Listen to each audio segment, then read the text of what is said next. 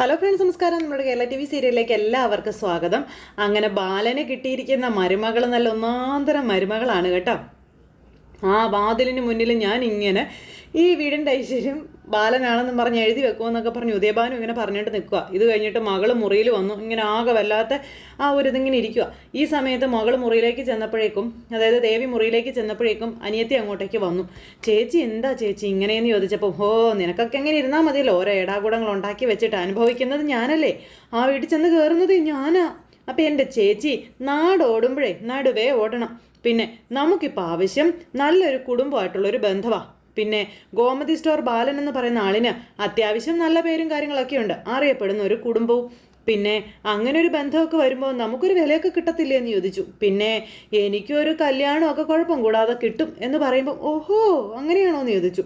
പെണ്ണ് കാണൽ മാത്രമല്ലേ നടന്നിട്ടുള്ളൂ, ദേ നിശ്ചയം പോലും നടന്നിട്ടുമില്ല. എന്നാലും ഞാനൊരു കാര്യം ചേച്ചിയോട് പറയട്ടെ. നീ പറയാൻ പറഞ്ഞു. ചേച്ചിക്ക് അവിടെ വേറെ 2 മരുമക്കളോടാണ് മത്സരിക്കാനുള്ളത്. അയ്യോ എന്നും പറഞ്ഞിങ്ങനെ നിൽക്കുമോ നേരം ചേച്ചി. ആ മത്സരത്തിൽ ചേച്ചി തന്നെ ജയിക്കണം. ചേച്ചി ജയിക്കണമെങ്കിൽ മനസ്സിന് നല്ല കട്ടി വേണം, സെൻറ്റിമെൻറ്റ്സ് ഒക്കെ അങ്ങ് മാറ്റി വെക്കണമെന്നൊക്കെ അനിയത്തി പറഞ്ഞു കൊടുക്കുമ്പോൾ, എന്താ രണ്ടുപേരുടെ വിശേഷം പറച്ചിൽ ഇതുവരെ അവസാനിച്ചില്ലെന്ന് ചോദിച്ച അമ്മ വന്നു.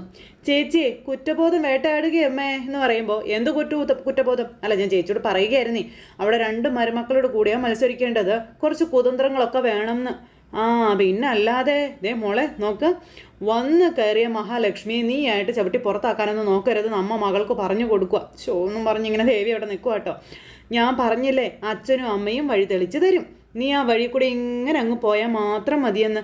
അങ്ങനെ അവരവിടെ പറഞ്ഞുകൊണ്ടിരിക്കുന്നു. ഈ സമയത്ത് നമ്മുടെ ആനന്ദിനെ വിളിച്ചു വരുത്തി. അപ്പോൾ എന്താ നീ എന്തിനെ വിളിച്ചു വരുത്തിയെന്ന് ചോദിച്ചു. അപ്പം ഞാൻ ഏട്ടനെ ഒന്ന് അഭിനന്ദിച്ചോട്ടെ എന്ന് ചോദിച്ചു. അപ്പം എന്താ കാര്യം? ഒരു ഷേക്കാൻ്റെ തരട്ടെ, ഏട്ടൻ വിവാഹം ചെയ്യാൻ പോകുന്ന പെൺകുട്ടിയെ ഞാൻ കണ്ടു എന്ന് പറഞ്ഞു. അത് കേട്ടപ്പോൾ ആനന്ദിന് ഭയങ്കര സന്തോഷം. എൻ്റെ ഏടത്തിയമ്മയായി വരാൻ പോകുന്ന ഏട്ടൻ്റെ വുഡ്ബിയെ ഞാൻ കണ്ടു, നല്ല കുട്ടിയാണ്, ഏട്ടനെ നല്ല മാച്ചാണെന്ന് പറഞ്ഞു. അല്ലടാ നീ എങ്ങനെ കണ്ടു? അതിന് നീ അമ്പലത്തിലേക്കൊന്നും വന്നില്ലല്ലോ.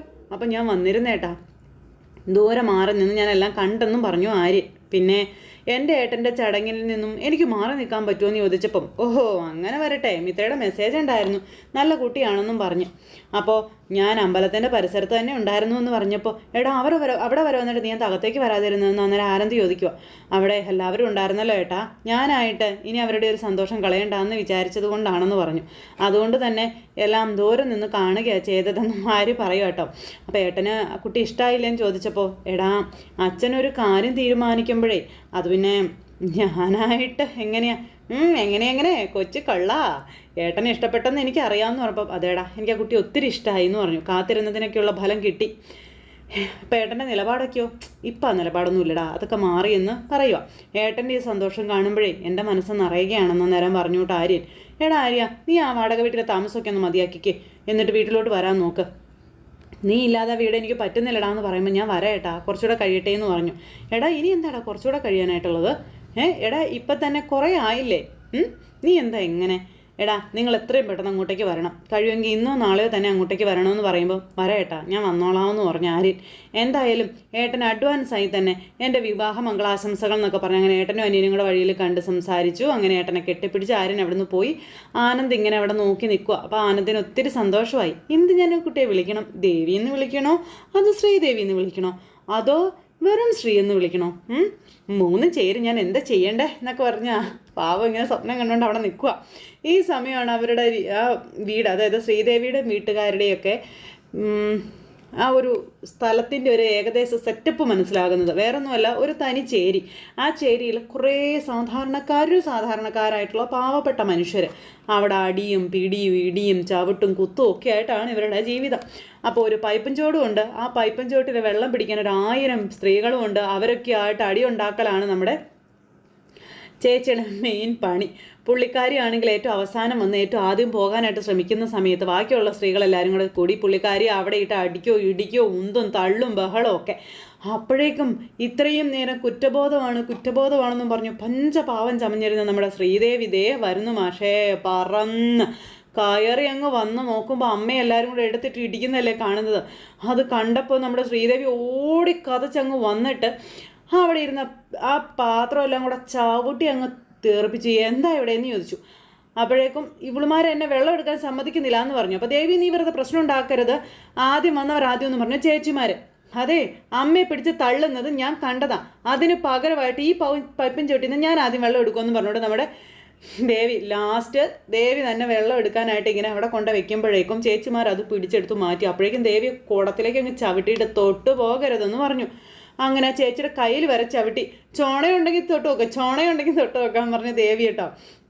ഇത് തൊടുന്ന പെണ്ണിനെ എൻ്റെ കയ്യിൽ ഈ വള ഞാൻ സമ്മാനമായിട്ട് തരും, ധൈര്യം ഉണ്ടെങ്കിൽ തൊട്ട് നോക്കാം, തൊടെന്നും പറഞ്ഞ് ദേവി അവിടെ കിടന്ന് ഓർഞ്ഞ തൊള്ളുക. ആരും മിണ്ടാതെ നിൽക്കുമ്പോൾ എന്താ തൊടുന്നില്ലേ എന്ന് ചോദിച്ചു. അപ്പോഴേക്കും അടുത്തയാൾ പറന്നു വന്നു, അച്ഛൻ എന്താ ഇവിടെയെന്ന് ചോദിച്ചു. എൻ്റെ അമ്മയോട് കൈക്കരുത്ത് കാണിച്ചതുപോലെ എന്നോട് കാണിക്കാൻ വരുന്നില്ലേ, നിങ്ങളാരും വരുന്നില്ലേ, വാ, ചോണയുള്ള ആരെങ്കിലും ആണെങ്കിൽ വാ വാ എന്ന് പറഞ്ഞു. ആടിക്കടി എന്നൊക്കെ പറഞ്ഞുകൊണ്ട് ഇങ്ങനെ പറയുമ്പോൾ എന്താ ആർക്കും എടുക്കാൻ വയ്യേ എന്നൊക്കെ ചോദിച്ച് ഇങ്ങനെ നമ്മുടെ ദേവി അവിടെ കിടന്ന് ഭയങ്കരമായിട്ട് പ്രശ്നം ഉണ്ടാക്കിക്കൊണ്ടിരിക്കുക. അപ്പോഴേക്കും ഉദയഭാനു വന്നൊരു കീറി പറഞ്ഞ ബനിയനൊക്കെ ഇട്ട്, ഉദയഭാനുവിൻ്റെ കുടുംബത്തിനോട് ആളാകാൻ വന്നാലുണ്ടല്ലോ, വരുന്നൊക്കെ കൊള്ളാം, പക്ഷെ പറഞ്ഞിട്ട് വേണം വരാൻ എന്ന് ദേവി ഇങ്ങനെ പറഞ്ഞു. അങ്ങനെ അതും പറഞ്ഞു ഒരു കുടം വെള്ളമായിട്ട് അവിടെ നമ്മുടെ ദേവി അങ്ങ് പോകുമ്പോഴേക്കും അമ്മ ബാക്കി ആ ചേച്ചിമാരോട് ഓരോന്ന് പറഞ്ഞ് പ്രശ്നം അങ്ങോട്ട് ഗുരുതരമാക്കി. ഇതെല്ലാം കഴിഞ്ഞപ്പോൾ ഇതൊന്നും അറിയാതെ ആനന്ദിന് വേണ്ടി കണ്ടുപിടിച്ച പെണ്ണിൻ്റെ മഹാത്മ്യം പറയലാണ് നമ്മുടെ ബാലന് മെയിൻ പണി. അപ്പോൾ വീട്ടിലിരുന്ന് എല്ലാവരുടെയും കൂടെ ഇരുന്ന് ഞാനാണ് ആനന്ദിന് പെണ്ണിനെ കണ്ടുപിടിച്ചത്, അതിൻ്റെ ക്രെഡിറ്റ് എനിക്ക് വേണമെന്നൊക്കെ ബാലൻ ഇങ്ങനെ ഇരുന്ന് പറയുക. മീനാക്ഷി നോക്ക്, നിന്നെ ചെറുതായി കണ്ടൊന്നും പറയാമല്ല കേട്ടോ, ഈ പ്രദേശത്ത് ഇത്രയും നല്ലൊരു കുട്ടി വേറെ ഉണ്ടോ ഇതുപോലൊരു കുടുംബമുണ്ടോ എന്നൊക്കെ ചോദിക്കുമ്പം അതെ അങ്ങനെയൊക്കെ പറഞ്ഞ് ബാലൻ അവിടെ പറയുമ്പോൾ ഇവിടെ നമ്മുടെ ഉദയഭാനു ഭാര്യയും മക്കളെയും വട്ടം കൂട്ടിയിരുത്തി പറയുവാണ്, അതെ ഈ ബാലന് അയാളുടെ കുടുംബത്തിൽ നടക്കേണ്ടത് വലിയൊരു കല്യാണമാണ് നടത്താൻ ആഗ്രഹിക്കുന്നത്. നമുക്കാണെങ്കിലോ അയാളെ പോലെ ഒരാൾ നമുക്ക് ബന്ധുവായിട്ട് വേണമായിരുന്നു. ഇപ്പം രണ്ടും ഒത്ത് വന്നില്ലേ, കാക്കയ്ക്ക് ഭക്ഷണമായി പശുവിൻ്റെ ചൊരുക്കും തീർന്നു എന്ന് പറഞ്ഞുകൊണ്ട് അച്ഛൻ മക്കളോട് പറയുക. ഇത് കേട്ട് ഇങ്ങനെ അന്തം വിട്ടിരിക്കുക ദേവി. ഈ സമയത്ത് ബാലൻ അവിടെ, ആ കുട്ടി MA ഇംഗ്ലീഷാ, ആരുണ്ട് നമ്മുടെ കുടുംബത്തിൽ ഇത്രയും പഠിപ്പുള്ളവർ എന്നൊക്കെ പറയുമ്പോഴത്തേക്ക് മീനു ഇരുന്ന് ചിരിക്കും കേട്ടോ എന്നും പറഞ്ഞപ്പോഴേക്കും ആകാശം അതുപോലെ തന്നെ. പിന്നെ മീനാക്ഷി നിന്നെ വിഷമിപ്പിക്കാൻ വേണ്ടി പറയുന്നതൊന്നും അല്ല കേട്ടോ. അപ്പം ശരി അച്ഛാ എന്ന് മീനു. പിന്നെ ഏതെങ്കിലും കണ്ണി കണ്ട ഒരാളെ കണ്ടുപിടിച്ചാൽ ഇതുപോലൊരു യോഗ്യത കിട്ടുമോ? ഇവരൊക്കെ ഇവരിന്ന് ചിരിക്കും കേട്ടോ ബാലൻ്റെ പൊങ്ങച്ചം കേട്ടിട്ട്. അപ്പോൾ അങ്ങനെ ബാലൻ്റെ തലവര മാറ്റിമറിച്ചുകൊണ്ടാണ് നമ്മുടെ എന്താ പറയുന്നത് ചേരിയിൽ കിടക്കുന്ന മരുമകൾ ലോക നുണയും പറഞ്ഞ് വരുന്നത്. അങ്ങനെ ബാലൻ ഇതൊന്നും അറിയാതെ സ്വപ്നം കാണുക കേട്ടോ. ബാലൻ ഇങ്ങനെ മരുമകളെ പൊക്കി പൊക്കി പൊക്കി പൊക്കി ആകാശത്ത് കൊണ്ട് നിർത്തിയിരിക്കുക. അങ്ങനെ രസകരമായ രീതിയിൽ അവിടെ സംസാരിക്കുമ്പോൾ ഇവിടെ എനിക്ക് നേരാൻ വണ്ണം ഒരു ഇംഗ്ലീഷ് വാചകം പോലും പറയാൻ അറിയത്തില്ല എന്നും പറഞ്ഞുകൊണ്ട് നമ്മുടെ ദേവി പറയുമ്പം എടി അതിന് പ്രയാസമൊന്നുമില്ലടി, നോട്ട് ഓൺലി ബട്ട് ഓൾസോ, ഇത്തരം വാക്കുകളെ തിരിച്ചും മറിച്ചും നീ അങ്ങ് പറഞ്ഞാൽ മതിയെന്ന് പറഞ്ഞ അമ്മ. അപ്പോൾ അതെ ചേച്ചി, ഇംഗ്ലീഷ് MAക്കാർക്ക് ഇംഗ്ലീഷിൽ സംസാരിക്കാൻ കഴിയുമെന്നാണോ ചേച്ചിക്ക് എഴുതുന്നതെന്ന് അനിയത്തി ചോദിക്കുക. അപ്പോഴേക്കും വീട്ടിൽ ബാലൻ അതുപോലെ തന്നെ ആ പെൺകുട്ടിയുടെ അമ്മയുടെ ആ ഒരു പ്രൗഢിയെ, മീനാക്ഷി ഞാൻ കുറ്റപ്പെടുത്തുമൊന്നും അല്ല കേട്ടോ, മീനാക്ഷിയുടെ അമ്മയേക്കാൾ എന്നാ പറയാൻ. പിന്നെ മീനാക്ഷിയുടെ അമ്മ അന്നിവിടെ ഒന്ന് പ്രശ്നം ഉണ്ടാക്കിയപ്പോൾ ഒരു വിനയമൊന്നും തോന്നിയില്ല. പക്ഷെ ആ സ്ത്രീയുടെ വിനയം കണ്ടു പഠിക്കേണ്ട വിനയമല്ലേ. അപ്പോഴേക്കും അവിടെ നമ്മുടെ ദേവിയുടെ വീട്ടിൽ സംസാരം, അമ്മയുടെ ഈ അഭിനയം ഒരു പൊടിക്കങ്ങ് കൂടിപ്പോയെന്ന് പറയുന്ന ഇളയ മോള്. അപ്പോൾ ഇല്ല, അളവ് കറക്റ്റാന്ന് അച്ഛൻ, അത്രയും വിനയമൊക്കെ കാണിക്കണമായിരുന്നു, അതാ മൊത്തത്തിലൊരു ഇമ്പ്രഷനൊക്കെ ഉണ്ടാക്കിയത്. വിനയം കുറച്ചുകൂടി ഒന്ന് കൂട്ടണമെന്ന് ഞാൻ വിചാരിച്ചായിരുന്നു എൻ്റെ വിദ്യയെ എന്ന് അമ്മ പറഞ്ഞു. അയ്യോ വേണ്ട അതിൻ്റെ ആവശ്യമില്ല, അധികമായാൽ അമൃതവും വിഷമോ കേട്ടോ എന്നും പറഞ്ഞു ഭർത്താവ് ഭാര്യയ്ക്ക് പറഞ്ഞു കൊടുക്കുക. ഈ സംഭവം കറങ്ങി ബാലൻ്റെ വീട്ടിലേക്ക് വന്നു. നമ്മുടെ വീട്ടിലേക്ക് ഇവർ വന്ന് കയറുന്നതിന് ഒരേ ഒരു ഉത്തരവേ ഉള്ളൂ, ഞാൻ എൻ്റെ കഴിവെന്നും പറഞ്ഞു ബാലൻ. ഈ സമയത്ത് അവരവിടെ ഇതിന് നേരെ മറുപുറം പറയുക, നമ്മളെ അവിടെ കയറ്റാൻ ആകെ ഒരാൾക്കേ കഴിയും, അത് ബാലനെ സോപ്പിട്ട് നിൽക്കണം, അത് നമ്മളുടെ നേട്ടമായിട്ട് നമ്മൾ കാണണമെന്നും പറഞ്ഞു അവിടെ ഇവിടെയും കഥകൾ അങ്ങോട്ടും ഇങ്ങോട്ടും മാറി മറിച്ചും ഒക്കെ പറയുവാണേ. അങ്ങനെ ബാലൻ പ്രതീക്ഷകൾ കൊണ്ട് ബാക്കിയുള്ളവരെ എല്ലാവരെയും മറന്നു. ഇവരാണെങ്കിൽ എല്ലാവരെയും ഓർത്ത് വെച്ച് സംസാരിക്കുന്നു. ലാസ്റ്റ് ഇതിൻ്റെ ഒക്കെ ഇടയിൽപ്പെട്ട് നമ്മുടെ ദേവി ഇങ്ങനെ സമാധാനം നഷ്ടപ്പെട്ട് ഇങ്ങനെ ഇരിക്കാം. ഇത്രയൊക്കെ ബാലൻ എന്ന് സംസാരിച്ചിട്ടും ഇവരാരും കമാന്നൊരക്ഷരം മിണ്ടിയില്ല. എല്ലാം കഴിഞ്ഞപ്പോൾ ബാലൻ ചോദിച്ചു, അല്ല നിങ്ങളെന്തൊന്നും മിണ്ടാത്ത, ഞാൻ ഇത്രയൊക്കെ പറഞ്ഞിട്ട് ഒരു അക്ഷരം പോലും മിണ്ടിയില്ലല്ലോ, ഗോമതി നീ പറ, മക്കൾ സ്വന്തമായിട്ട് കണ്ടുപിടിക്കുന്നതാണോ അതോ മക്കൾക്ക് വേണ്ടി അച്ഛനമ്മമാർ കണ്ടുപിടിക്കുന്നതാണോ, ഏതാണ് നല്ലത് എന്ന് ബാലൻ ചോദിച്ചപ്പോൾ എൻ്റെ 2 മക്കളും 2 പേരെ കണ്ടുപിടിച്ചു, 2 പേരും നല്ലത് തന്നെയാണെന്ന് അമ്മ അന്നേരം പറഞ്ഞു. ഇനി വരാൻ പോകുന്ന 3ാമത്തെ ആളും നല്ലത് തന്നെയാണെന്ന് പറയുമ്പോൾ മീനാക്ഷി നീ പറയാൻ പറഞ്ഞു ബാലൻ. എനിക്ക് ആ കുട്ടിയെ ഇഷ്ടപ്പെട്ടു, വീട്ടുകാരെയും ഇഷ്ടപ്പെട്ടു, പിന്നെ അടുത്തറിയുമ്പോഴല്ലേ നമ്മൾ കൂടുതൽ മനസ്സിലാക്കൂ എന്ന് മീനു പറയുമ്പോൾ ഇനിയിപ്പോൾ ഇതിൽ കൂടുതൽ നമ്മൾ എന്താ മനസ്സിലാക്കാനുള്ളത്? ഇതുപോലൊരു ആലോചന നമുക്കിനി ഒരിക്കലും വരാൻ പോകുന്നില്ല. അത് ബാലൻ പറഞ്ഞ സത്യം കേട്ടോ. പക്ഷേ എനിക്ക് ഒരേ ഒരു വിഷമേ ഉള്ളൂ, ആര്യനും കൂടി ഇത് കാണണമായിരുന്നുവെന്ന്. ഞാൻ ഇതുവരെ പറഞ്ഞതാണ് സത്യമെന്ന് അവൻ അറിയണമായിരുന്നു എന്ന് പറയുമ്പോൾ അളിയൻ ആനന്ദിന് വേണ്ടി മെച്ചപ്പെട്ട ഒരു ആലോചന കണ്ടെത്തി. അളിയൻ അതിനെപ്പറ്റി ഒരുപാട് സംസാരിച്ചു. ഇനിയൊന്ന് റെസ്റ്റ് എടുക്കളിയാ എന്നും ധർമ്മം പറയുമ്പോൾ ഇല്ല, ഞാൻ റെസ്റ്റ് എടുക്കില്ല. ഇനി അങ്ങോട്ട് ഞാൻ ഇതിനെപ്പറ്റി സംസാരിച്ചു കൊണ്ടേയിരിക്കും. ഞാനൊരു നേട്ടം ഉണ്ടാക്കുമ്പോൾ അതിനെക്കുറിച്ച് പറയാനും എനിക്ക് അവകാശമില്ലേ എന്ന് ബാലൻ ഇങ്ങനെ ചോദിക്കുക കേട്ടോ. അങ്ങനെ ബാലൻ്റെ ഈ കത്തി കേട്ട് ഇവർ മടുത്തിരിക്കുകയാണ്. അപ്പം അങ്ങനെ ബാലൻ ഇത് കത്തി വെച്ചുകൊണ്ടിരിക്കുന്ന സമയത്ത് ആനന്ദ് വന്നപ്പോൾ എല്ലാവരും കൂടി ഇരിക്കുമല്ലേ. അപ്പോൾ എല്ലാവരുടെയും മുഖമൊക്കെ വല്ലാതായിട്ടിരിക്കുന്നു. ആ സമയത്ത് ആനന്ദ് വന്നപ്പോൾ എന്താ കാര്യമെന്ന് ചോദിച്ചു. അല്ല, ആനന്ദിൻ്റെ മനസ്സ് എനിക്ക് മനസ്സിലായിരുന്നു. ഒരു കല്യാണവും അവന് വേണ്ടി ആലോചിക്കണ്ട എന്ന് അവൻ വ്യക്തമായി പറഞ്ഞിരുന്നു. ഞാൻ ഇനി ഇവൻ പറയുന്നത് അനുസരിക്കുമെന്ന് പറഞ്ഞു ബാലൻ അന്നേരം ആനന്ദിനെ കളിയാക്കുക, ആനന്ദിനെ ടെൻഷൻ അടിപ്പിക്കാൻ വേണ്ടി. അപ്പോൾ എന്താ അച്ഛാ, എന്ത് കാര്യം എന്ന് പറയാൻ പറഞ്ഞു ആനന്ദ്. അല്ല, ആനന്ദേട്ടനെ കല്യാണത്തിനൊന്നും താല്പര്യമില്ല എന്ന് അച്ഛൻ വിളിച്ചു പറഞ്ഞു എന്ന് പറയുമ്പോഴേക്കും മോനെ നീ അത് കേട്ടപ്പോൾ നിനക്കല്പം പ്രയാസമൊക്കെ ഉണ്ടായെന്ന് എനിക്കറിയാം, പക്ഷേ ഞാൻ കാര്യം പറഞ്ഞ് അവരെ മനസ്സിലാക്കി എന്ന് പറഞ്ഞപ്പോൾ അയ്യോ എപ്പോഴാ പറഞ്ഞത്, എന്താ പറഞ്ഞത് എന്നൊക്കെ ആനന്ദ് ചോദിച്ചു. അപ്പോൾ അതെ ഇപ്പോൾ പറഞ്ഞു, ഫോൺ അങ്ങ് വെച്ചതേ ഉള്ളൂ എന്നും പറഞ്ഞ് ഇങ്ങനെ പറയാം. അപ്പോഴേക്കും ഇവരിന്നിങ്ങനെ ചിരിക്കും കേട്ടോ. പാവം ആനന്ദിനിട്ട് വട്ട് കളിപ്പിക്കുവാണേ. അപ്പോൾ എന്നാൽ അവരെ പെട്ടെന്നൊന്ന് വിളിക്കാൻ പറഞ്ഞു. വിളിച്ചിട്ട് എന്താ പറയണ്ടേ? അയ്യോ പെട്ടെന്ന് വിളിച്ച് പറയണം എന്ന് ആനന്ദ് പറയാം. അപ്പോൾ എന്തോന്ന് ഞാൻ പറയണ്ടേ, എന്തോന്ന് നിങ്ങൾ പറയണ്ടേ, അത് തന്നെ അതൊന്ന് തിരുത്തി പറയണമെന്ന് പറഞ്ഞു. അത് കേട്ടപ്പോഴേക്കും ഇവർക്കെല്ലാവർക്കും അത്ഭുതം, ദൈവമേ ആനന്ദ് തന്നെയാണ് ഈ പറയുന്നതെന്ന് ആലോചിച്ചിട്ട്.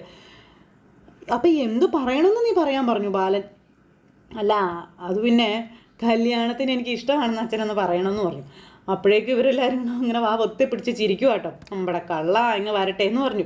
അപ്പോൾ എടാ മക്കളെ, അവരതിന് വേണ്ടത് പറഞ്ഞല്ലോടാ, ഇനിയിപ്പോൾ നമ്മൾ എന്ത് ചെയ്യും? അച്ഛന് പറ്റത്തില്ലേ, ഞാൻ വിളിച്ചു പറഞ്ഞോളാം, ആ ഫോണിൽ തരാൻ പറഞ്ഞു. അപ്പോൾ എടാ ആനന്ദേ, എല്ലാവരും കൂടെ ചേർന്ന് ഇവനെ ആദ്യം പിടിപ്പിക്കണ്ട മോനെ, അവരൊന്നും വിളിച്ച് പറഞ്ഞില്ല, നിന്നെ ഒന്ന് വട്ടാക്കാൻ വേണ്ടി അച്ഛൻ പറഞ്ഞാന്ന് പറഞ്ഞു. എടാ കള്ള, നിൻ്റെ ഉള്ളിലിരിപ്പ് എപ്പോഴല്ലേ പുറത്ത് വന്നതെന്ന് പറഞ്ഞുകൊണ്ട് ഇവരെല്ലാവരും കൂടെ വളരെ ഹാപ്പി ആയിട്ടിരിക്കുക. ഈ സമയത്ത് അവിടെ ശ്രീദേവിയും വീട്ടുകാരും കൂടി ഇങ്ങനെ ഇരുന്ന് ഉരുകും കേട്ടോ.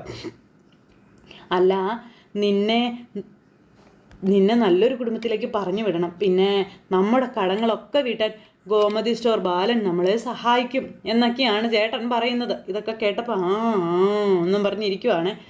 ഞാൻ ആലോചിക്കുന്നതേ, ബാലൻ്റെ കയ്യിൽ നിന്ന് കുറച്ച് കാശൊക്കെ അങ്ങ് വാങ്ങിച്ചിട്ട് നമുക്ക് പുതിയൊരു ബിസിനസ് ചെയ്താലോ എന്ന. ഗോമതി സ്റ്റോർ ബാലനെ പോലെ നമുക്കും ഇവിടെ നമ്മുടെ പ്രദേശത്ത് ഒരു ശ്രീകലാ സ്റ്റോർ. അപ്പം അച്ഛാ, അറിയാത്ത ബിസിനസ്സൊക്കെ ചെയ്താ നമ്മുടെ കുടുംബം ഇപ്പം ഈ അവസ്ഥയിലായത് അതറിയാവല്ലോ അല്ലേ?